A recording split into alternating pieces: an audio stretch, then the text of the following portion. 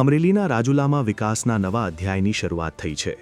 રાજુલાના ચાંચ બંદરની દરિયાઈ ખાડી પર 85 કરોડના ખર્ચે નિર્માણ પામનારા મહત્વાકાંક્ષી બ્રિજનું આજે કેબિનેટ મંત્રી કુંવરજીભાઈ બાવળિયાના હસ્તે ખાતમુહૂર્ત કરવામાં આવ્યું છે। આ બ્રિજ ચાંચ બંદર, ખેરા અને પટવા ગામના સ્થાનિકો માટે આશીર્વાદરૂપ સાબિત થશે, જેનાથી દરિયાઈ પટ્ટીના ગામોની કનેક્ટિવિટીમાં મોટો સુધારો આવશે।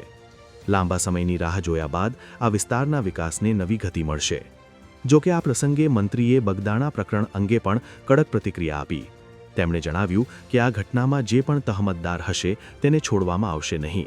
હાલ સીસીટીવી ફૂટેજની બારીકાઈથી તપાસ કરવામાં આવી રહી છે। જે કોલ ડિટેલ પણ નીકળ્યા પછી એમાંથી જે કોઈ તહમતદાર હશે, કોઈ વ્યક્તિ એ અસામાજિક તત્વોની કોઈ નાત જાત હોતી નથી। એ વ્યક્તિ એટલે અસામાજિક તત્વો સાથે જોડાયેલા જે એમાં સંકળાયેલા હશે તમામ ઉપર પગલાં લેવાશે।